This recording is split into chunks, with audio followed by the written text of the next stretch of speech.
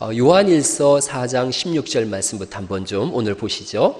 요한일서 4장 16절로부터 18절 말씀을 한번 좀 보시고 한번 하나님 말씀 함께 잠깐 나눠보려고 그래요.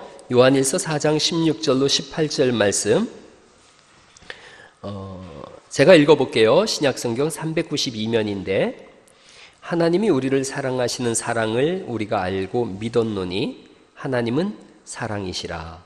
사랑 안에 거하는 자는 하나님 안에 거하고 하나님도 그의 안에 거하시느니라. 이로써 사랑이 우리에게 온전히 이루어진 것은 우리로 심판날에 담대함을 가지게 하려 함이니 주께서 그러하심과 같이 우리도 이 세상에서 그러하니라. 18절 말씀 같이 읽어볼까요? 시작. 사랑 안에 두려움이 없고 온전한 사랑이 두려움을 내쫓나니 두려움에는 형벌이 있음이라. 두려워하는 자는 사랑 안에서 온전히 이루지 못하느니라. 아멘. 재미난 얘기 아시죠? 어떤 분이 결혼식에 축전을 보냈는데 축전에 요한일서 4장 18절 말씀을 써서 보냈다는 거죠. 사랑 안에는 두려움이 없고 온전한 사랑이 두려움을 내어쫓나니 그랬는데 전보 보낼 때 전보 보내는 사람이 실수해서 요한 1서인데 그냥 요한 4장 18절 이렇게 써서 보냈다는구만요. 그래서 요한복음 4장 18절이 뭐냐 하면 너에게 남편 5이 있었고 지금 있는 자도 내 남편이 아니니 네 말이 참되도다 그랬다 그래요. 하나님은 사랑인 줄 믿습니다. 제가 지난 한 달 동안 하나님이 어떤 분인지에 대해서 쭉 말씀을 드렸는데 하나님 사랑이세요. 사랑으로 우리를 사랑하세요.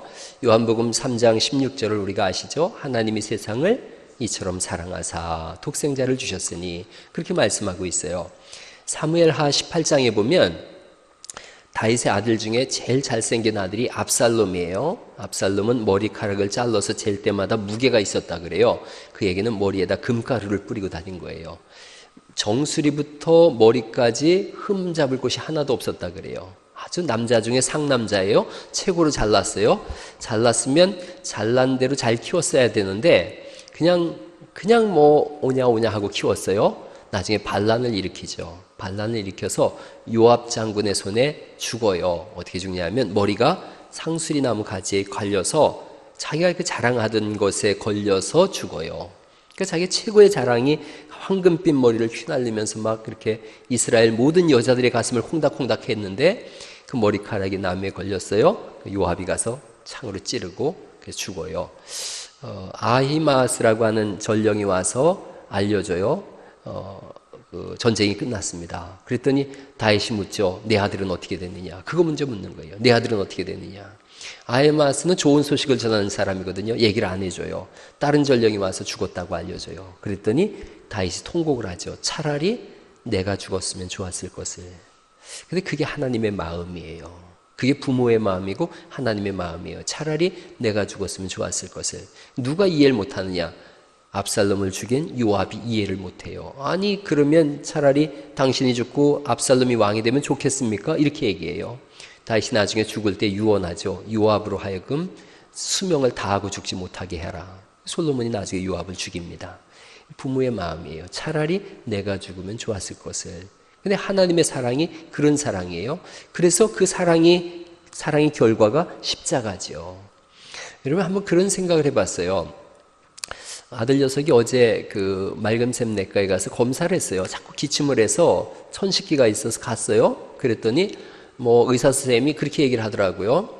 그 검사 결과가 30 정도, 그 무슨 프로테이지는 모르겠어요. 30 정도 되면은 정상이고 100을 넘으면 심각한 거라고. 그런데 200이 넘었다고 그러더라고요. 알러지 지수가. 그러면서 아빠를 닮았네? 그 얘기를 안 해야지. 아빠를 닮았네? 그러는 거예요. 그래서 저도 섬찟했는데 이놈이 집에 와서 또 떠벌리네. 우리 집사람한테. 엄마 제 아빠 닮았대요. 뭐가? 알러지가 아빠 닮아서 왔대요. 그런 거예요. 알러지로 인한 천식이라는 거예요. 그래서 제가 곰곰이 생각을 해봤어요. 부모는 자식한테 좋은 것만 물려주고 싶거든요. 여러분 한번 생각해 보세요. 부모님으로부터 뭘 물려받았는가를 한번 생각해 보세요. 저는 그 당뇨에 대해서 굉장히 긴장감이 있고 당뇨에 대해서 항상 경각심이 있어요. 우리 아버지가 당뇨합병증으로 돌아가셨거든요. 그래서 제가 콜레스테롤 검사도 하고 또 병원에 갈 때마다 당 검사를 해요. 아직 뭐 정상이에요. 그러나 형님이나 저는, 형님 저보다 10살 많은데 항상 병원에 가서 빼놓지 않고 하는 것이 당뇨 검사예요. 유전적인 요인이 강하다고 하니까요. 제가 천식이 있어요. 올해 갑자기 생겨났어요. 작년까지 뭐 천식 없었는데 올해 생겨났어요. 그 검사를 했더니 알러지성 천식인데 유전이라는 거예요. 그래서 보니까 우리 어머니가 기침을 좀 하셨더라고요.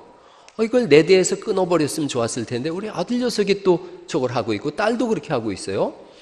이게 우리 집사람이라도 좀 기침을 해야 이게 엄마한테서 왔나 보다라고 핑계라도 되는데 우리 집사람은 아시다시피 뭐 쇠도 씹어먹을 정도로 이렇게 강력한 사람이잖아요. 아주 뭐 강철 같은 체력이에요. 가만히 제가 생각해 보니까 자식들한테 내가 뭘 물려줬나를 생각해 봤어요. 여러분 우리 가계도를 보면 되게 재밌습니다. 소혜숙 권사님도 계시지만 처가 쪽에 아이들 12명, 제 본가 쪽에 아이들 12명, 11명인가 12명인가 그래요. 이쪽 처갓집 애들은 다 1등 했어요. 우리 권청이 우리 교회 재정집사잖아요. 얘도 이고 다닐 때 계속 1등 했어요. 그리고 한동대 갔다 왔어요. 그러고선 이렇게 했죠. 이렇게 첫째, 둘째, 셋째, 넷째 이렇게 자식들이 하나같이 다 1등을 하더라고요. 한 애는 로스쿨 다니고 있고, 그러고 있어요. 또 한 애는 의사가 돼서 서울대병원에서 근무하고 그래요. 우리 집 애들을 보니까 다 뒤에서 1등 했어요. 뒤에서 전부 1등이에요. 제 조카애가 창훈이가 있는데 그 녀석이 오늘 3등 했다는 거예요. 뒤에서. 그게 골랐죠. 그래서 니 뒤에 2명은 도대체 누구냐 궁금하잖아요. 그때 체육대학 준비하는 애들이래요. 그래서 아무 답이 안 나오는 거예요. 대학을 하나도 안 나왔어요. 대학을 하나도 안 나오고 그 뒤에서 3등 하던 아이만 대학을 나왔는데 목포인가에 있는 마술대학 나왔어요. 마술대학 나왔어요. 그리고 신발 가게 지금 하고 있어요. 그러니 우리 애들이 공부를 못하면 다 어디서 온 거예요? 답이 딱 나오잖아요. 이놈들이 공부를 잘하면 내 영광이 아니라 지네 엄마 쪽을 따른 거고 공부를 못하면 저를 따른 거예요. 아시다시피 우리 애들이 둘 다 초등학교 3학년, 5학년 때 바로 자퇴를 하고서 홈스쿨링을 했어요. 왜 그랬는지 아시게요? 시험 볼 때마다 제가 스트레스를 받는 거예요. 어느 날 이놈이 60점을 맞아가지고 와가지고 소리를 지르는 거예요. 와, 60점 맞았다고. 50점을 넘어섰단 얘기예요. 피자 내놓으라는 거예요. 막 머리가 아파왔어요. 초등학교 2학년 때는 다 100점 맞아야 정상이거든요. 근데 60점을 맞아가지고 오고 와서 자랑을 하는 거예요. 지 밑에도 몇 명 있다는 거예요. 그때 떠오른 게 큰 조카가 뒤에서 3등한 게 이해가 되더라고요.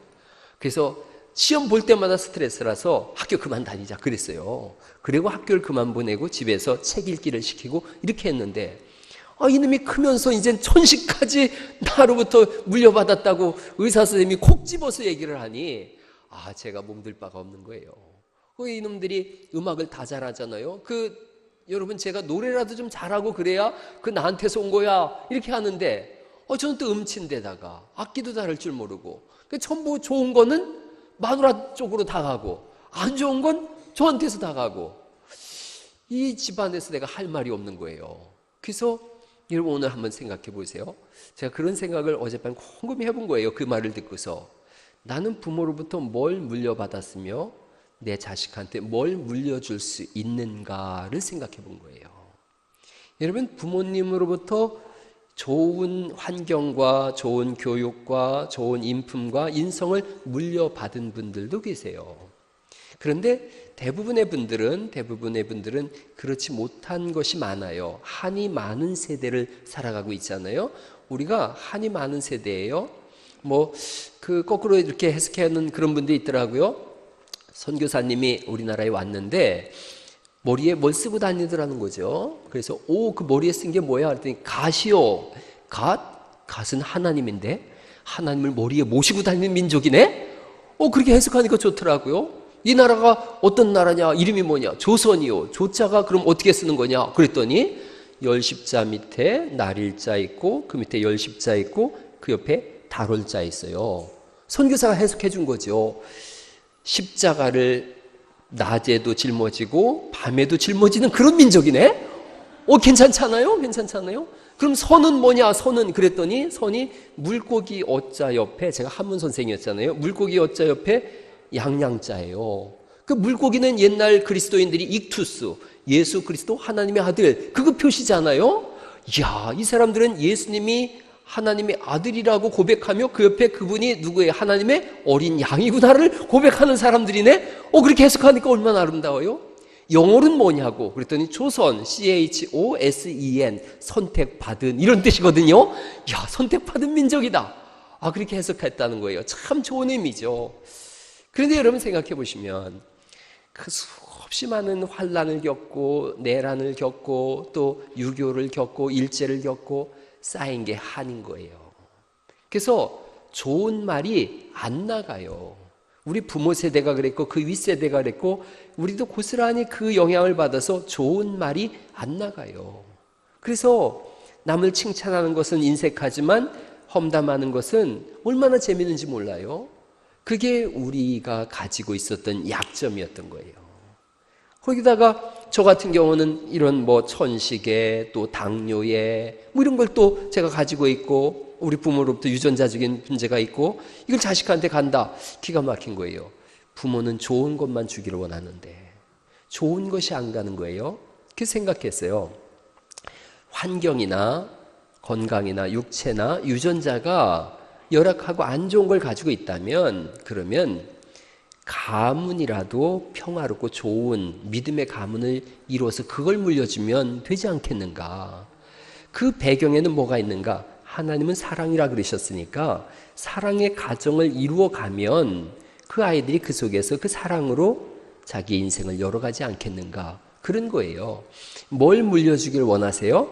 한 가지밖에 없어요. 하나님을 물려주는 지혜가 있기를 간절히 바랍니다. 그게 뭐예요? 믿음을 물려주는 거예요. 믿음으로 사는 것을 보여주는 거예요. 믿음은 어찌 보면 보고 자라는 거예요. 믿음은 보고 배웁니다. 그래서 교회의 중직자들이 왜 중요하냐면 중직자들이 하는 걸 그대로 보고 그 다음에 하나님 앞에 기름 부음 받는 그런 항존 직분자들이나 이런 분들도 안수사님, 권사님들도 그걸 보고 배우는 거예요.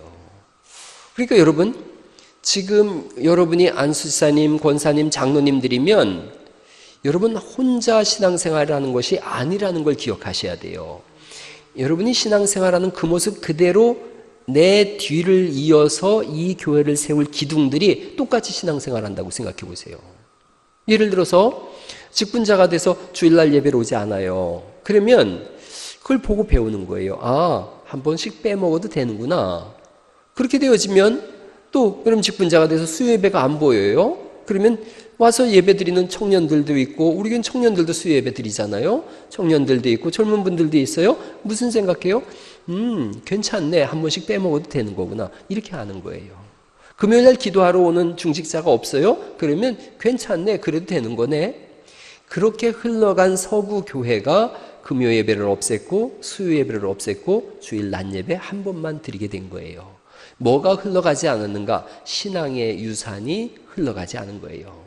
그렇게 교회에서도 그렇게 해요. 그러다 보니까 가정에서도 그렇게 하네요. 자녀들이 부모를 보니까 뭐야 우리 부모님 보니까 예수님 믿는다고 입으로는 고백하는데 삶이 따라주질 않네. 예수님 믿는 게 허상이구나. 아이들이 더 잘 알더라는 거예요.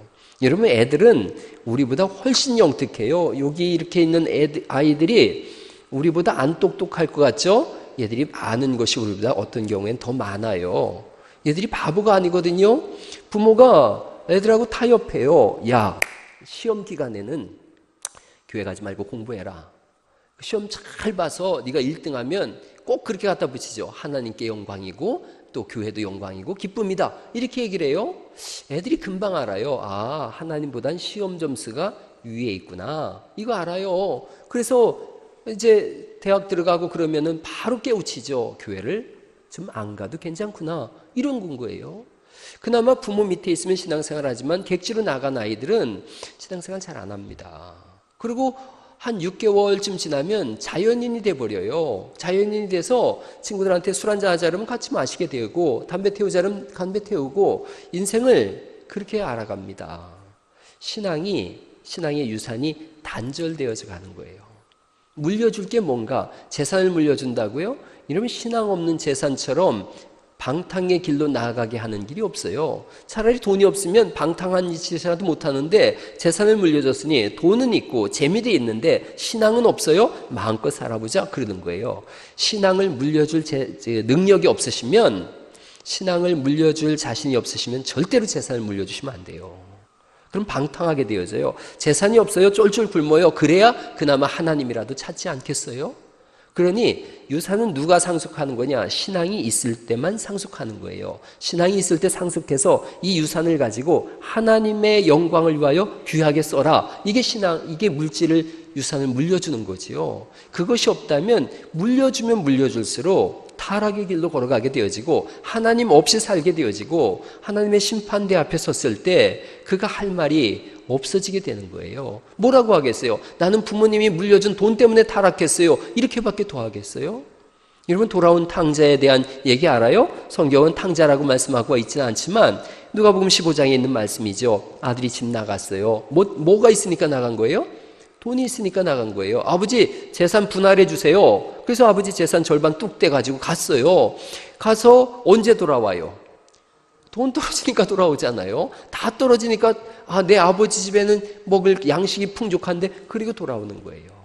신앙이 유산 상속되지 않으면, 신앙이 전달되지 않으면 더 이상 미래는 없는 거예요. 하나님 우리에게 딱 자꾸 사랑이라고 하세요. 그것은 포기하지 않겠다는 거예요. 절대로 포기할 수 없다. 고멜의 사건을, 호세아 사건을 우리가 아침에 읽었잖아요. 포기하지 않는 하나님, 그분이 우리를 붙잡고 계세요. 그래서 우리는 자꾸 돌아와야 되는 사람들인 줄 믿습니다. 돌아와야 되는 사람들이지 머물러 있는 사람이 아니라는 거예요. 제가 오전에 그런 설교하면서 마지막에 그런 말씀드렸어요. 지금 여러분의 신앙생활이 정상적인가요? 물어봤어요. 과연 정상적으로 신앙생활을 하시는 겁니까? 예수님을 그렇게 믿는 것이 정상이라고 본인이 스스로 생각되십니까?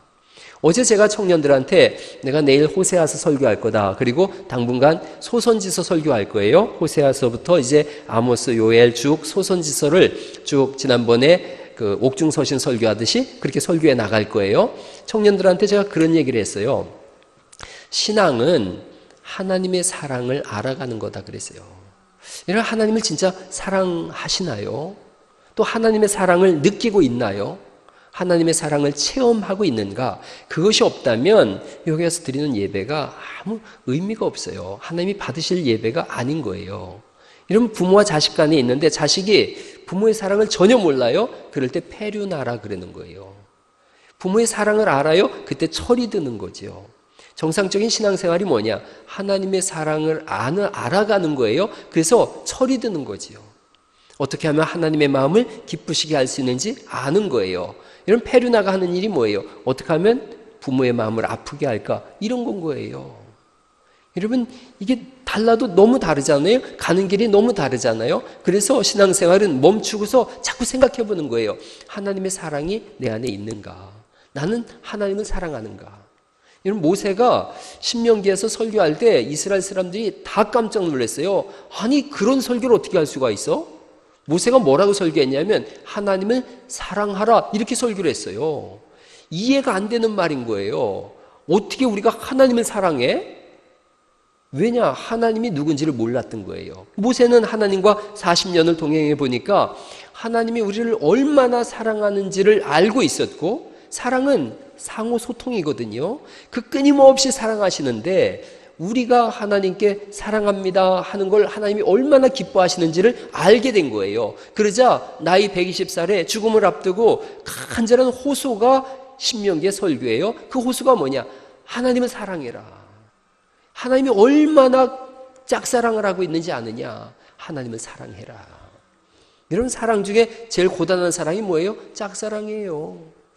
제가 지금 우리 딸하고 신경전을 은근히 벌이고 있어요. 우리 딸도 좀 이해를 하고 있는 거, 아빠가 좀 다른데? 이럴 거예요. 제가 지난번 여행 갔다 오면서 달라도 너무 다른 거예요.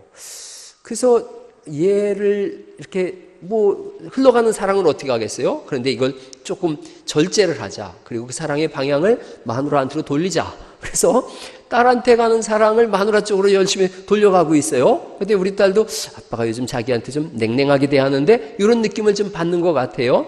왜냐하면 사랑은 상호 소통이 돼야 되는데 일방적으로 부모가 계속 부모라는 이름 하에 사랑을 계속 베풀었더니 자녀가 그 사랑이 얼마나 귀한지를 잘 모르는 거예요.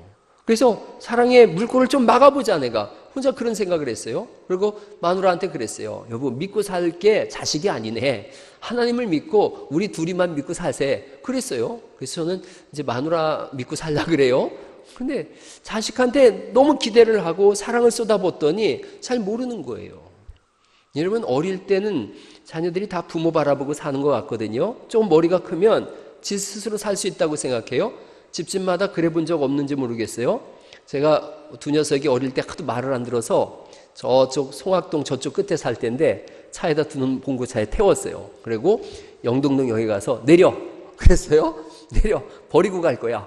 그래서 이제 끌어내렸어요. 그랬더니 송창조 한 놈을 끌어내렸어요. 그러면 송은아가 홀랑 타네. 그래서 이놈을 또 끌어내리니까 또 이놈이 타네.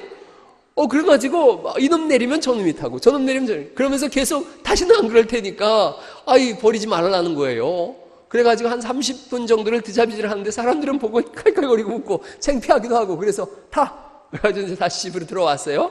그래서 이제 뭔 일만 나면 내쫓을 거야? 그럼 이제 꼼짝 안 하더라고요. 그러더니 이 녀석이 대학을 들어갔는데 2년 전인가 3년 전 여기 살 때죠. 대학 들어갔는데 저랑 싸웠죠. 그리고 나가 임마! 나가더라고요. 그래서 일주일 만에 들어온 적이 한 번 있잖아요. 그것도 어떻게 유전인지 모르겠어. 그래서 그 다음부터는 나가란 말은 절대 하지 말아야 되겠다 그 생각을 했어요. 여러분, 우리가 하나님 앞에 반항할 때가 왜 없어요? 반항할 때도 있고 삶의 삶 속에 하나님을 거역할 때도 있고 그래요. 그런데 중요한 건 그거예요. 돌아오는 거예요. 돌아오는 거. 일주일 만에 돌아왔을 때 그놈이 나름대로 좀 무서웠대요. 또 아빠가 또 나가라 그러면 어떡하지? 그런데 제가 또 나갈까 봐 저는 아무 소리도 안 했어요. 여러분, 탕자가 돌아왔을 때 하나님은 탕자라고 말씀하고 있지 않는데 아들이 돌아왔을 때 신발 신기고 가락지 빼주고 겉옷 벗겨주고 그랬어요. 큰아들이 와가지고 저놈을 왜 들어와가지고 소 잡고 양 잡고 와요? 그랬더니 그 아빠가 어떻게 해요? 큰아들 입을 막잖아요. 야, 가만히 있어라. 그 속에 있는 내용은 뭐냐면 그러다 또 나갈라. 이게 부모의 마음이에요. 하나님이 우리한테 왜 잘하시는지 아세요? 나갈까 봐 그래요. 그게 하나님의 사랑이에요. 하나님은 냉정한 분이 아니세요. 하나님은 비정한 분이 아니세요. 호세아서를 보면 아버지하고 똑같아요. 막 불같이 화를 냈다가 또 자식이 나갈까 봐 푹 꺼졌다가 또 승질냈다가 또 가만히 있다가 아버지의 마음하고 똑같아요. 하나님은 인격이세요. 그 인격이신 하나님이 사랑이세요. 우리한테 왜 오늘도 복을 주시고 왜 잘하시는가? 아버지이기 때문에 그래요. 우리가 나갈까 봐 그래요. 우리가 나가는 걸 누가 제일 힘들어 하시는가? 하나님이 힘들어 하세요. 여러분, 자식이 가출하면 누가 제일 힘들어요? 나간 자식은 잘 몰라요. 제가 3번 가출해봐서 알아요. 가출했을 때 집 생각 잘 안 나요. 언제 집 생각 나요? 돈 떨어지고 배고프면 그때 집 생각 나요. 그전에는 친구들하고 놀고 즐기고 하느라고 집 생각 하나도 안 나요. 집에 돌아왔더니 우리 아버지는 대꼬챙이처럼 말라 계시더라고요. 집 나가면 부모만 힘들어요. 나간 놈들은 안 힘들어요. 우리가 신앙생활 해이하게 하는 사람이 힘든 거 봤어요? 여러분, 교회 안 나오고 신앙생활 안 했더니 괴로워 죽겠더라. 그런 사람 별로 못 봤어요. 나가면 안 나가는 나름대로 자기 인생 즐기려고 그래요. 누가 힘들어 하시나? 하나님 힘들어 하세요. 하나님이 말도 못하게 힘들어 하시고 슬퍼하세요. 그게 성경의 내용이에요. 그래서 그분이 우리 아버지세요. 오늘부터 하나님 힘들게 하지 않기를 간절히 바랍니다. 모세가 그걸 고백하는 거예요. 하나님을 사랑해라. 하나님 힘들게 하지 말아라. 우리 아버지가 아니더냐. 그런 거예요. 여러분, 좋은 본을 보이시는 그런 직분자들 되어주시고 그런 교회를 세워가시고 이 교회를 통해서만이라도 하나님이 웃으실 수 있도록 이 교회를 보면서 안심하실 수 있도록 그리고 이런 것들이 모든 교회들마다 퍼져서 이 지구촌이 복음화되어지고 그리고 하나님의 마음이 흡족해지실 수 있도록 그런 믿음의 삶을 열어가시기를 예수님의 이름으로 축원합니다.